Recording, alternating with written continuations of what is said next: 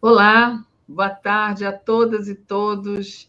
Vamos nós aqui no mais um Távola de Fim de Tarde, aqui no Brasil Agora, na TV 247.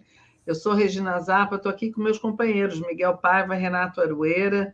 Boa tarde, Olá, meninos. boa Salve, tarde. salve. Você vê que hoje eu estou com uma luz ótima, né? Brasil e Hoje Portugal. está Miguel Exatamente, tá isso é fora. um programa internacional, exatamente. um Isso que eu estava programa falando. internacional, o Miguel está lá em Portugal. Acabamos de Aliás, sair da Argentina, já estamos em Lisboa. saímos Eu da fiquei Argentina louco com a para nossa entrar naquela Marcinha Carlos. conversa. Fiquei louco Boa, para eu entrar também naquela conversa da acompanhei, Márcia, entendeu? Muito também boa. acompanhei aquela A conversa. Márcia é ótima, a gente trouxe ela aqui várias vezes no Távola, né? Mas, Não, para Miguel, falar uma coisa que a Daiane até falou, o Lula propondo a desdolarização e o candidato da direita lá propondo a dolarização. Tem alguma coisa estranha nessa tem história. alguma A coisa coisa errada, estranha né? tem uma diferença que ela comentou, que a economia argentina é dolarizada, a nossa não. Já é A dolarizado. Argentina é dólar no colchão. É. É. Mas, Miguel, antes da gente começar, já que a gente falou que você está aí em Portugal, você vai fazer uma exposição aí, né? Você podia contar Vou pedir até para a Daiane colocar o convite, o cartaz, o card, tudo. Se a Daiane está nos ouvindo, eu não sei se ela está nos ouvindo, mas ela que tem essa capacidade de colocar, porque eu aqui no meu notebook não consigo. Quinta-feira, agora, dia 1º, eu inauguro na Galeria Talante, que tem a curadoria da Cissa Castelo do Antônio Grassi, nosso querido Antônio Grassi, inauguro uma exposição que se chama O Brasil Redesenhado. Então, é todo esse período de inferno astral que nós vivemos no governo Bolsonaro, em charges, em impressões, em gravuras. Olha, ela vai botar aí... que bonito. Esse é o card é o convite da galeria. É o convite da galeria, exatamente. Eu peguei um dos desenhos que eu fiz para o 247. É tudo desenho publicado no 247. Tem uma parede também. Depois a gente, quando eu fizer a inauguração mesmo, depois a gente passa. A gente pode fazer uma matéria, talvez você faça um filminho, quem sabe? Não faz eu vou fazer, exatamente, eu vou fazer um filminho e vou mandar para o 247 hoje ainda uma materinha para eles publicarem, enfim. Gostei disso agora. Olha que efeito. Olha como a gente fica fininho. Olha só, Miguel, parabéns pela exposição, vai ser um sucesso mesmo. Agora, eu queria voltar na conversa. Você falou uma coisa, Regina, da conversa que a gente estava assistindo, economia dolarizada, a particularidade, mas tem uma conexão imediata aqui com o Brasil, que é o seguinte: a guerra lá é permanente, a mesma coisa que aqui. Cristina e o Fernandes não tiveram um dia de folga desde que ele assumiu o poder. Foi todo o mandato. Assim, e será assim aqui também, sem folga nenhuma, porque a gente está vendo até um certo recrudescimento da direita no mundo hoje em dia. Espanha, França, ganhou eleições na Espanha, por exemplo, periga ganhar na Argentina, o crescimento do candidato ultradireitista, e com coisas estapafúrdias. Mas uma coisa que eu sempre notei na direita, ela pega uma coisa que tem visceralmente a ver com a população e joga na campanha. E esse é o atrativo. No caso deles, a dolarização. No nosso caso aqui, além dos preconceitos óbvios, é importante ouvir a direita e prestar atenção no que eles dizem, porque geralmente eles têm uma minhoca gorda no anzol. Que minhoca é essa que eles conseguem mostrar e a gente não? Às vezes a gente não consegue descobrir, eu acho, entendeu? Às vezes é simplesmente a oposição ao que a esquerda quer fazer, entendeu? Aqui em Portugal também a direita está botando as manguinhas de fora. Mas tem alguma coisa que interessa o vulgo, lá no fundo da alma do português, ou do argentino, ou do brasileiro, que morde por causa daquilo? Eles ficam atentos ao fracasso da política da esquerda. Eles não têm um programa, eles não têm uma... Eles ficam ligados aqui, por exemplo, o Cavaco Silva voltou, emergiu das cinzas, das sombras, e criticou o Antônio Costa, que é um primeiro-ministro, que tem tendências, quer dizer, que é um centro-esquerda, e criticou, arrasou o governo. O Antônio Costa está envolvido nos escândalos da TAP, a TAP é um problema, porque é uma empresa estatal. Concordo. Então, eles ficam ligados no fracasso. Mas não é só isso. Tem algo, o caso desse argentino me saltou os olhos ali, a dolarização, porque o argentino tem dólar no colchão. Ele gostaria de Aroeira, a limitar isso. minhoca gorda é o bolso. Normalmente. Quase sempre é o bolso. Quase sempre é o bolso. Agora, em relação à extrema-direita, tem outras minhocas. Tem a minhoca das igrejas, que é a minhoca que eles colocam na cabeça que é muito forte, exatamente. Tem a minhoca do medo desse comunismo. O medo é outro fator. O medo é outra minhoca. Enfim, a gente achou que essa o chamado onda... identitarismo cria muito mas problema. tem uma minhoca falsa que eles têm usado, a da liberdade de expressão, que até o Alexandre de Moraes se referiu a ela, explicando, não é uma questão de liberdade de expressão, essa continua garantida pela Constituição, pelas leis do escambau. Eles tentaram confundir o controle sobre conteúdo de rede com uma minhoca que é cara a todo mundo, liberdade de expressão. Essa que é. Então tem que tomar cuidado não só com as minhocas verdadeiras, mas com aquelas que são de plástico, aquelas iscas. Que é uma articulação falsa, né? As fake minhocas. As fake minhocas. Fake words. Mas olha só, gente, hoje tem muito assunto, a gente já começou aqui... Vamos botar o nosso card, a gente podia pedir que ficou tão bonito o desenho. A Daí não está ali agora. Mas eu acho que o nosso assunto ainda é esse que a gente está discutindo, assim, como governar nesse mar tormentoso, permanente, que Fernandes, Lula, Biden, todos eles, de uma forma ou de outra, estão vivendo porque o nosso opositor atual adora uma tempestade. O que quer a oposição? O que quer a direita? O que quer a direita? A direita quer destruir tudo que a esquerda quer construir. Então, o que acontece? A gente está falando, o nosso card hoje fala disso que vem acontecendo desde a semana passada, com essas medidas que o Congresso quer adotar, modificando a estrutura dos ministérios do Lula, tudo que foi construído depois da transição e tal, enfim, quando começou o governo. E agora tem fogo dos dois lados. Então, a esquerda critica o governo por ceder à pressão ambiental, que, na verdade, não está cedendo nada, a pressão do agronegócio, né? Desculpa, a pressão do agronegócio, né? Diante da questão ambiental. E o Lula falou semana passada, começou o jogo. O que quer dizer começou o jogo? Começou a hora de ficar negociando. A gente sabe que o Haddad foi lá, negociou com o Congresso, conseguiu passar o que precisava passar em nome do parte governo. do que precisava, pelo menos. Parte, pelo menos. E agora, gente, esse Congresso é dos mais conservadores. Você falou do fogo que a gente já teve na nossa história. E é isso, vocês perguntaram, o que o Congresso quer? A direita, tem uma extrema-direita enorme dentro do Congresso. Não, acho que assim, o que a extrema-direita quer? É diferente do que o Congresso quer. Não, não é diferente, mais ou menos. Você tem extrema-direita, você tem direita dentro do Congresso, que é a maioria, né?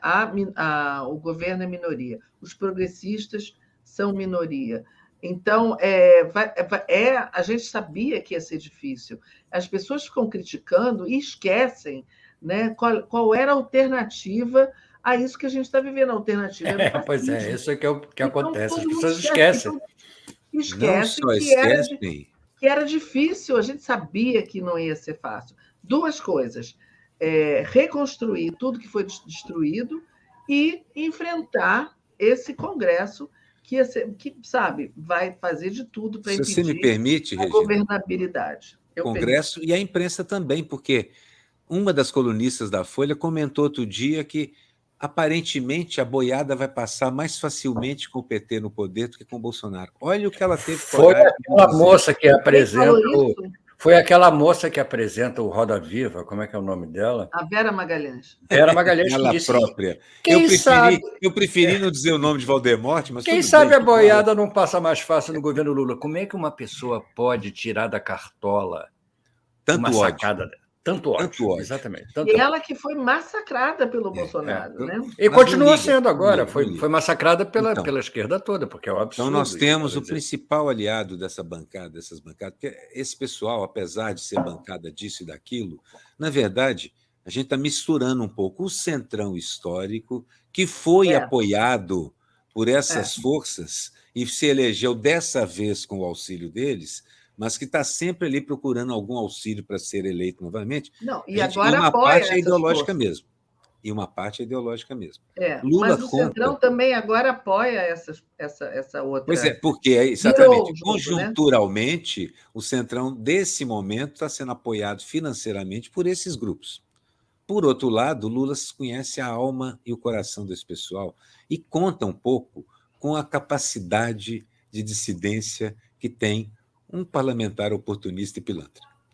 E se a gente pensar que bem, você quer gente? lançar na frente dele. Só fechar aqui o raciocínio, Miguel, só um Tá. minutinho.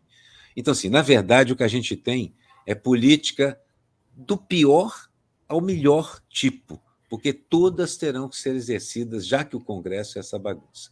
Há um certo convencimento ideológico que a sociedade pode fazer. Sociedade bem pensante, o judiciário, tem uma certa força no que o Congresso pensa. E há uma maneira. Quando vejo os recados dos ruralistas, nós não gostamos do Lula porque ele não gosta da gente, eu percebo nisso, claro, a rixa, mas eu percebo nisso também o seguinte: que tal conversarmos? Então, lá vamos nós para mais algum tipo de acordo. Mais um tipo de acordo similar ao que o IBAMA e a Petrobras vão ter que fazer. Similar. Vocês entendem o que eu estou querendo dizer? É que, na verdade, Sim, é não isso que eu há quero dizer maneira também. de ganhar absolutamente. Não, Há não uma há. possibilidade de negociar, até mesmo com essas forças que hoje estão financiando a extrema-direita. Uma parte do ruralismo é extrema-direita, mas uma parte não. Uma parte é simplesmente um empresário normal. Quando eu digo normal, não quer dizer que eu goste. É um empresário cujo objetivo é lucrar rápido, muito e o máximo que eu puder. Mas a Se o dificuldade, Lula Aroeira, aponta um caminho de relacionamento que permita os caras estarem nessa linha, ele consegue alguma coisa, mas ele também precisa contemplar a reforma agrária de verdade. É uma bandeira fundamental da eleição dele. Esse vai ser o governo Lula a cada segundo, a cada minuto, todos os dias, toda semana, todos os anos, Mas olha, negociando o sistema. quando o Lula fala o jogo começou, você está É vendo isso ele mesmo. arregaçar as mangas e lá vai ele o que porque ele eu queria faz dizer era isso, que até coisas que ele faz de agora melhor. a gente viu muita ameaça, muita confusão, muita preocupação, mas na realidade nenhuma derrota expressiva. Exato.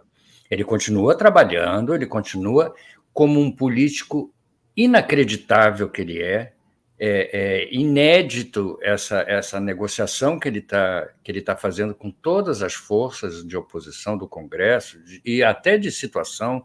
Ele está trabalhando muito, eu não sei nem se ele vai aguentar tanta negociação. É muito trabalho que ele está tendo pela Dá frente. trabalho.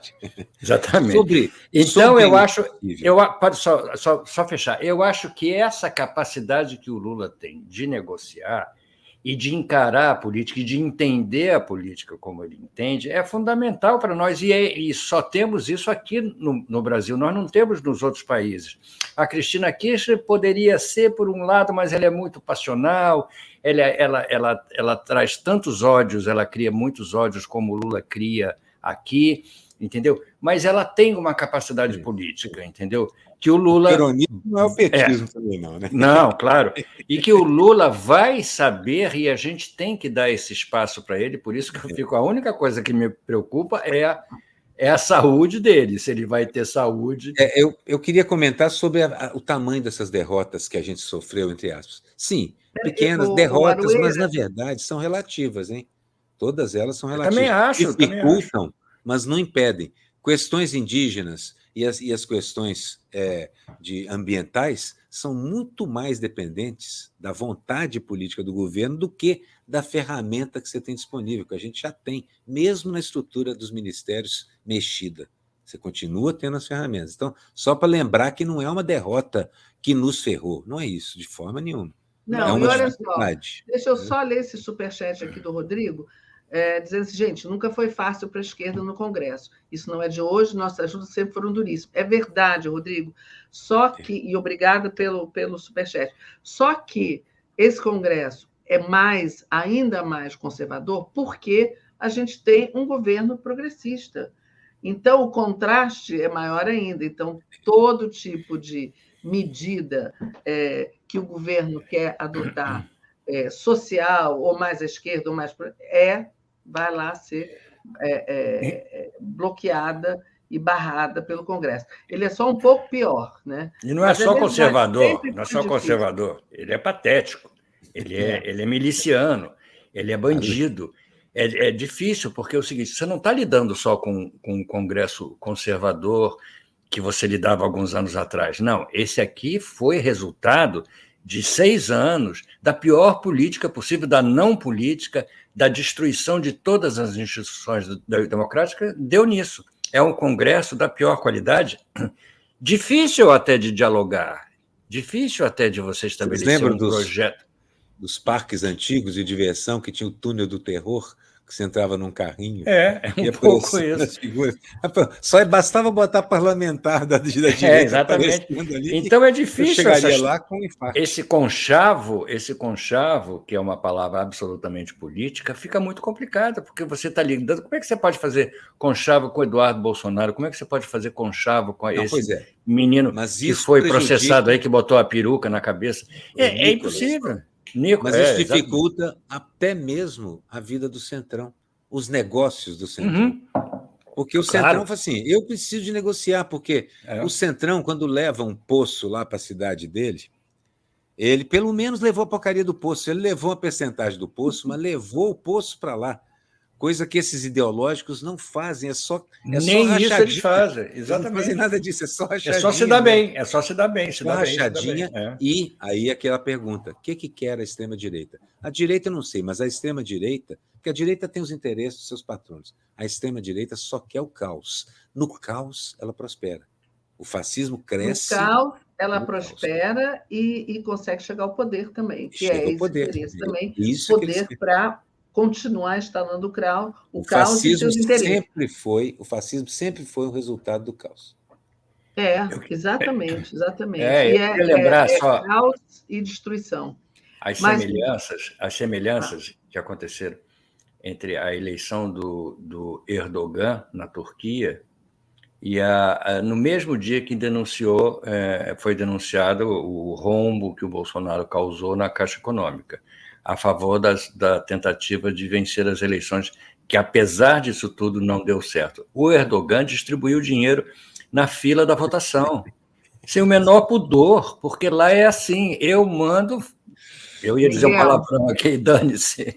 Miguel, olha, lá é assim, mas aqui virou assim também, porque... ia ficar assim. O Caco Barcelos fez uma matéria. O Erdogan estava tentando um segundo mandato, terceiro, sei lá. Não, 20 anos, está 20 anos. O que a gente vê hoje, as trocas, né, as coisas que são pedidas, é de um descaramento, é de uma disfarçatez que eu nunca vi, assim, cada vez mais. Então, o fato de distribuir dinheiro na fila é da mesma forma que aqui se fazem essas trocas. Tá bem, então eu quero tanto, eu quero o ministério tal, e as pessoas falam... sem o menor pudor. Mas o fato, voltando um pouquinho aqui ao que a gente tinha se proposto a falar hoje, porque tem muita coisa acontecendo hoje. A gente não consegue nunca falar do que a gente se propôs. A gente não consegue chegar a alcançar todos os assuntos. Mas é isso, esse ataque, né, esse fogo amigo que a gente viu de semana para cá, quer dizer, fogo amigo que eu digo não necessariamente gente do PT, mas gente progressista e que votou nesse governo. Não se esqueçam, pelo amor de Deus, qual é a opção a isso. A gente tem que fazer com que esse governo dê certo e não ficar criticando e acusando e dizendo que... Porque eu acho que o Lula sabe, né? Ele sabe se movimentar por ali e já falou, eu vou vetar aquela história da Mata Atlântica... Claro. Ele vai agir como presidente. Aí fica indo e voltando. Então, tem que ter um pouco de calma e saber que o caminho não vai ser fácil, não está sendo e não vai ser. E a gente já sabia disso. Então, é como se fosse uma surpresa para todo mundo. O Congresso... Perdemos essa... Criar uma CPI do MST, sabe? Hoje teve sessão também. E hoje além do mais... tem hoje a PL Hoje teve um 490, vexame. que é esse que é o projeto de lei que fala da demarcação da terra Mas vai indígena, ser né? votada hoje a demarcação? Não, né? Vai. Olha, hoje Eles estão vai querendo Projeto adiar. do Marco. o Do marco Marco vai ser temporal. Não, votado por hoje. isso que Marco você temporal viu hoje. tantas manifestações em São Paulo, Mas no aqui Congresso, no Rio, em na Brasília. Câmara, né, ainda tem que ir para o Senado, né? Não, Tem, sim, mas ainda vai começar resta a o votação. poder de veto de algumas coisas. Na verdade, há poder ainda para ser usado. Há poder. Mas é claro que eles vão É um dificultar. trâmite. Se o Lula veta ou coisa que o valha, dificulta a negociação. Mas o Lula sabe disso. E eu acho que exercer o governo vai ser uma mistura de negociar, aplicar o poder que o poder central, o executivo, tem. Ele tem poder. É só saber o que está fazendo. E ir devagarinho, reconquistando um pedaço aqui, nós vamos perder alguns pedaços acolá. Eu vejo isso, Sim, gente, como claro, claro. um trabalho denso. Sabe aquela assim, você imaginar, se for para fazer uma comparação bélica, isso é guerra de trincheira. Avança alguns metros, recua alguns, avança alguns, onde se disputa metro a metro, porque eles são maioria lá nesse poder e são minoria, pelo menos temporária, no judiciário, e definitivamente o executivo é nosso, e não deles. Eu sei que não é da nossa pauta de hoje, aliás, nós não entramos na nossa pauta ainda, passamos perifericamente por ela, mas eu queria falar da Damares e do avião das drogas. E eu da quero falar família da intervenção no TRF-4 também. Exatamente, são as coisas boas que vão acontecendo. O avião da Damares, a Damares disse que a família que denunciou o uso do avião carregado de drogas. Vocês acreditam que a Eu Damares falou? acredito. Você Acredito que acredita, né? assim que alguém falou, vão pegar o seu avião. Espera aí, deixa eu ligar para a polícia. Aliás, pegaram o meu avião e encheram de droga. Exatamente. Eu adorei essa história da Damares, esse avião da família. Agora aí eu começo a fazer as perguntas periféricas, assim. Como é que a família tem um avião? A igreja. Você tem. Como é que a igreja tem um avião? Você tem, Aroeira, um avião? Rapaz, você não tem nenhuma bicicleta, né? Pois é, eu não nem tenho carro. patinete. Pois é, Eu não exatamente. pago E aí? metrô, serve? Tenho gratuidade Bom, no metrô. eu também não pago, já é alguma coisa, realmente. Agora, a igreja do tio da Damares tem um avião. Bom, não é interessante isso? E eles continuam achando que nós é que estamos na mamata. Eu acho que mais cedo ou mais Essas tarde os igrejas fiéis todas perceberão que tudo isso. Não é só maconha, não, é skunk. É Não, coisa é fina. skunk. Eu vi desde o começo que era skunk. Mas aí A ABF não confirma, exatamente. Não eles confirma não confirmam. Que foi a família que denunciou. Olha, Daiane ajudando a gente aí. Depois pede para a Daiane. Daiane, depois você bota bota a cara das igrejas mesmo, né? A gente podia ver as charges. Miguel, você que vai colocar, não, né? Não, é a Daiane que vai colocar. A intervenção do TRF-4, o Xixo até me sugeriu uma charge que eu acho que eu vou fazer. Mas é incrível. A charge seria isso, assim. É o juiz da TRF-4 com as mãos na parede ali, perna aberta, e a corregedoria do judiciário abre as pernas, fazendo batida para ver o que esse cara está carregando. Pilantra em atitude suspeita. É isso que o TRF-4 virou. Pilantra em atitude suspeita. Aliás, o TRF-4 sempre foi, né? Sempre foi essa coisa. Sempre foi pilantra de atitude suspeita. Exatamente. Pelo menos parecia, né? Exatamente. Mesmo, só para lembrar todo mundo. A Daiane vai colocar as charges. Vamos lá. O mesmo pessoal que leu as trocentas páginas do processo contra o Lula no Lava Jato em 2 dias e disse que a sentença era irretocável. Esse é o TRF-4, que está agora sob investigação do Conselho Nacional de Justiça. Tinha uma outra coisa que eu queria falar também sobre a participação do Dallagnol no Roda Viva ontem. Ele absolveu o Lula, né? Ele absolveu o Lula. Ele assumiu descaradamente o bolsonarismo dele, ele disse que jamais tomaria uma posição contra o Bolsonaro e tudo mais, acabou. Então, está claro, né? Pelo menos. A mulher tem que ser submissa ao homem, isso está na Bíblia, ele falou. E petulante, porque respondeu às mulheres da mesa, inclusive, com a petulância, com outras perguntas. Mas o senhor fez isso assim? E por aqui processo? Qual lugar? Aonde você viu isso? Desse jeito. Muito petulante. feio. Ele vai afundar na lama do lixo da história, realmente. Essa é uma certeza que eu tenho. No chorume do lixo da O história. chorume do lixo, pior ainda, o chorume é um horror. No chorume do lixo da história. Daiane, você está tendo algum problema, Daiane? Clica na charge. Aí está o card. Cá está o card. O card é baseado numa charge que eu fiz porque o Congresso é chucro. Vamos aceitar esse fato. Ficar 8 segundos em cima desse Congresso é difícil. Não é é uma imagem maravilhosa essa, né? Porque é chucro para valer. Mas assim mesmo é negociável. Bom, essa charge... Vamos lá. Essa charge, quando eu descobri que o cara não apagou as mensagens e toda a família Bolsonaro ficou indignada, eu falei, claro que ficou indignada, né? Apagou as mensagens. Aliás, paramos de falar no Mauro Cid, né? Eu espero que volte, né? Ele estava protagonizando uma bela parte da história. E você fez o pega-rapaz dele bonitinho, está sempre muito arrumadinho, bem colado. Só falta pegar o rapaz, realmente. Muito arrumadinho. Próxima, isso. Vamos lá. Ele aí. Só o pega-rapaz. Esse aí é o juramento, realmente, é o juramento do militar. O homem caixa, né? O homem caixa. É perfeito o juramento. E a obrigação dele é sacar o dinheiro para a primeira-dama. É uma vergonha, né? É uma vergonha. Passa rápido, Daiane, porque isso aí a gente não pode perder tempo. Essa é a minha conga. Eu fiz semana passada e continuo fazendo. Isso aí dos candidatos à cadeia. É a conga da prisão.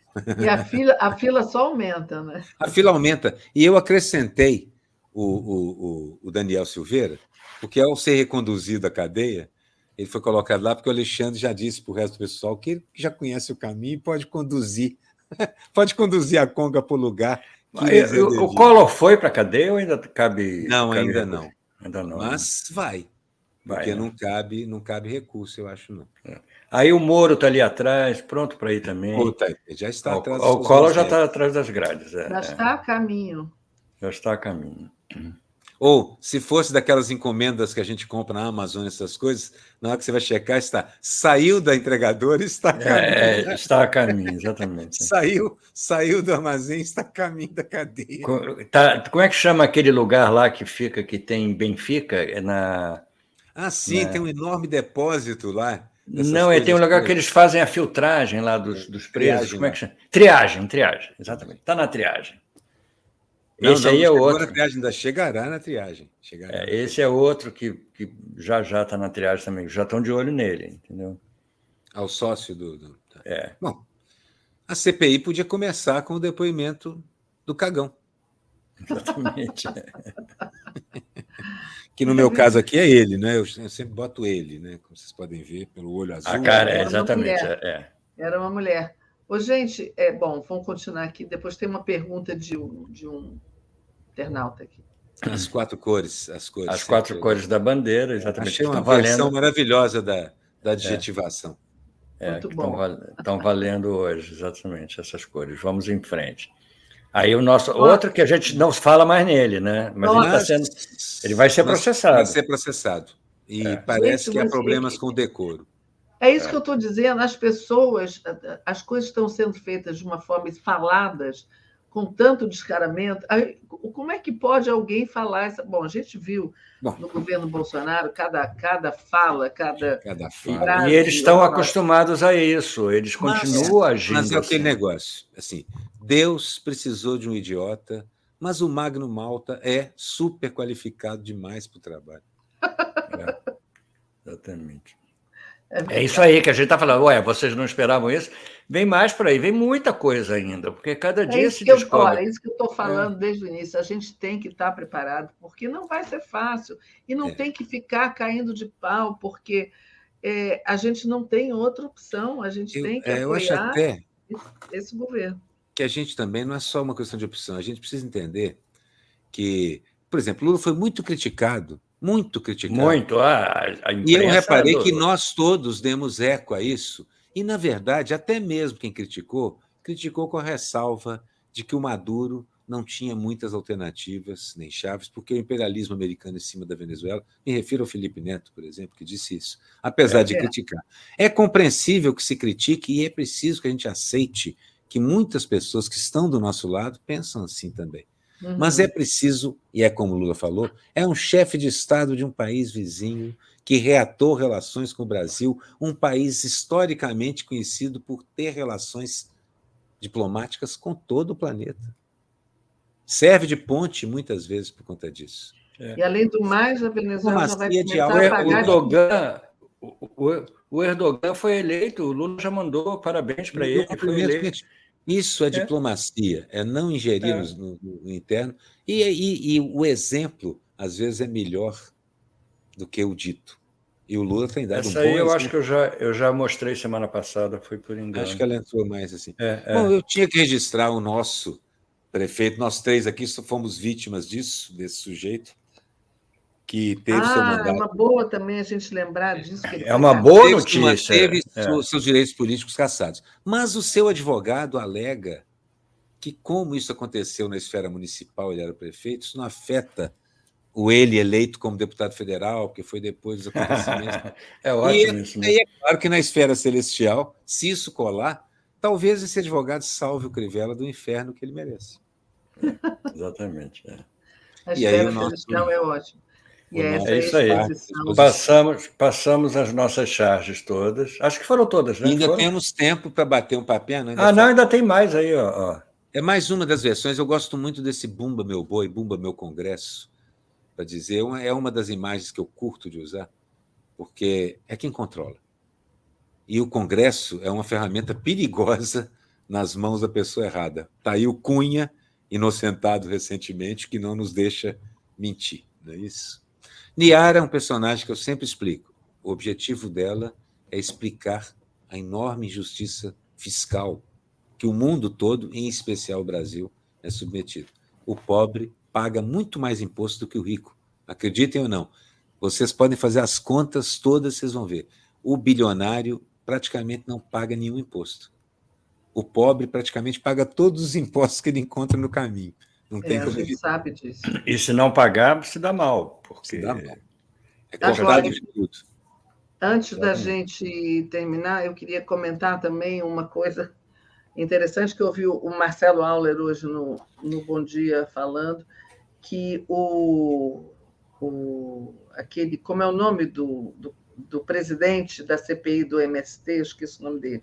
Eu nem sei o nome dele. Eu prefiro não lembrar, mas ele levou um grupo hoje lá em Presidente Prudente, de surpresa, para visitar um acampamento do MST, que não era do MST, era de um movimento dissidente do MST, grupo. Mas tudo arrumadinho, e eles descobriram, um dos agricultores lá do acampamento disse para uma das deputadas, eu acho que bolsonaristas, dizendo assim, não, mas essas terras eram terras do governo, elas sim foram ocupadas, eram terras devolutas. Então foi um fiasco essa visita. A moça disse que a dona das terras tinha um certificado de propriedade, aí essa pessoa falou, não pode ter, porque essas terras não são para venda, nunca foram vendidas, são do Estado. Exatamente. Aliás, são dedicadas à reforma agrária, são as terras indicadas. Exatamente. Quer dizer, foi um tiro no pé. Foi um grande fiasco. Eles estavam produzindo, né, Regina? Tudo plantado. E aí ainda cartearam a marra. O deputado petista lá ainda carteou uma marra. Vocês deviam ter avisado que vocês viriam, porque o pessoal faria um almoço para vocês. Só com orgânicos. Só com orgânicos. Vocês ainda levavam para casa um montão de produto orgânico de alta qualidade. Vai ser assim a CPI toda, acredita? Vai ser assim o tempo todo, exatamente. Eles não vão descobrir. Vai ser assim. Agora, eu acho, como a gente conversou com aquele rapaz do MST que veio aqui conversar com a gente. Coordenador de produção. Coordenador de produção. Ele disse isso, olha, pode ser um tiro no pé deles e pode ser um palco, né, para o MST mostrar a que veio, que movimento é esse. Eu acho também. Visita lá o acampamento, né, aqueles, enfim. Eu acho que pode Como é uma ser. CPI ideológica e política, eles não vão achar nada, porque eles estão Essa e a querendo achar o que não 8 de existe. janeiro. Essa e a do 8 de janeiro são 2 tiros gigantescos no pé. Porque as duas CPIs só vão mostrar o horror dos bolsonaristas. E aqui, você quase naif, mas a beleza do que o lado de cá pode construir. Porque o MST me encanta, não é só pelo quão politicamente espetacular eles são. Os movimentos do Sem Terra, não só o MST, mas os que ficam perto também. Mas também pela beleza, justiça poética, que é recuperar a terra e produzir coisas sem veneno para matar a fome de quem precisou durante a pandemia. Gente, esse ciclo... Como é que você vai ser contra essa ideia, né? Não tem como. Como é que você vai ser contra essa ideia? Exatamente, não tem como. Não tem como. E alguém está lembrando aqui, a Maria Tinda, que esse acampamento era do movimento dissidente, né? Do José Rainha. E mesmo assim, tudo arrumadinho, tudo direitinho. Vai ser assim o tempo todo. Outra coisa que todo o mesmo modelo. Eles têm todos o mesmo modelo. É o mesmo modelo e um modelo muito bem sucedido, né? Agora, bom, já falamos, a gente não sabe ainda o resultado lá no Congresso da votação lá do marco temporal. Eu soube que eles queriam, que o governo estava querendo adiar essa votação. Talvez não tenha sei o que aconteceu. Capacidade de negociação para isso, não sei. Vamos ver. Vamos acompanhar. E outra coisa que eu queria, só um comentário que eu queria fazer com vocês, porque eu estava assistindo hoje uma entrevista do ministro Silvio Almeida.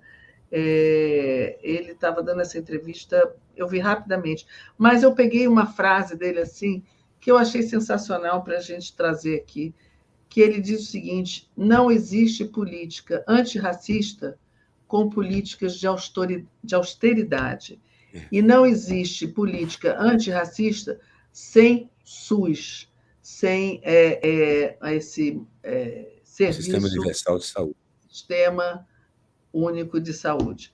Enfim, é uma frase assim, curta e grossa, mas ela diz tudo, né? E merece até uma pequena, assim, destrinchar, porque, na verdade, sempre que ocorre uma necessidade para a população, quem mais precisa dela é quem está no pior andar da estrutura. Claro. Quem foi colocado no pior andar da estrutura foram os negros no Brasil, foram políticas que os colocaram lá. Então, sempre que você retira um direito da população, isto é racismo. Isto é racismo. Exatamente. Bota esse superchat, Regina, que entrou aí, de quem é? Deixa eu ver aqui. É do Rinaldo. Eventos com mais feiras do MST em todas as capitais do Brasil. Aquela de São Paulo, no Parque da Água Branca, capital, foi um sucesso. Verdade, essa foi aquela que o Lenine visitou junto com o Min, que eu até chamei eles, mas ainda não tive a resposta do Lenine para vir aqui conversar sobre o que eles acharam, né? Como é que foi essa feira. Obrigada, Rinaldo, pela contribuição também. E é isso, acho que a gente... claro que aconteceu... Chegando no nosso finalzinho aqui. Estamos chegando no nosso finalzinho. Temos 2 minutos. Temos 2 minutos. Não, e tem a notícia também que o Ministério Público Federal reafirmou a inconstitucionalidade do PL 490, que fixa o marco temporal para demarcação. Olha só, isso é importantíssimo. Eu também acho que a gente pode salvar a coisa, porque eu acho que nós vamos ser derrotados na Câmara. Pode salvar a coisa. O Supremo pode salvar, de repente, né? E eu quero só aproveitar esse último minuto para fazer o anúncio de novo da exposição do Miguel. Deixa eu só falar uma coisa antes. Antes da exposição, eu queria ressaltar aqui uma façanha de um jogador de tênis brasileiro de 23 anos, chamado Tomás Wild, que venceu simplesmente o Medvedev, que é o número 2 do mundo, que é o tenista russo, criador de caso, vive brigando com todo mundo, mas joga muito. Ele venceu no 5º set, numa partida em Roland Garros, por 5 sets. Ele ganhou Nem ele acreditou, repetindo um pouco a façanha que o Então, Guga aqui fez o noticiário, em 97. aqui o noticiário sobre o esporte de massas mais chato do universo, que é o tênis. Não, você acha, não é? Eu adoro o tênis. Mas olha, quem estiver em Lisboa, dia 1º, na Talante, na LX Factory, que é um lugar charmosíssimo que tem aqui em Lisboa, na Galeria Talante, dentro da livraria Ler Devagar. A livraria chama-se Ler Devagar, que é uma grande sacada, né? A livraria chama Ler Pode Devagar. falar mais rápido, que a gente já está atrasado aqui no nosso. Não, já então, tá eu na hora de leio falar. devagar, mas falo rápido. Todos lá. Olha beijo só, pra todo mundo. gente, eu não consegui ler tudo, tinha comentários ótimos aqui, mas não deu tempo. A gente fica querendo falar de tudo, não dá tempo de ver tudo. Mas vamos devolver a bola para a querida Daiane, e um beijo para vocês, um beijo para todos Daiane, que bem-vinda de acompanharam a novo. gente aqui. E lá vou eu botar a vinheta de transição. Beijo, Beijo para meninos. todos. Beijo Tchau, todo tchau. mundo. Beijo, Daiane.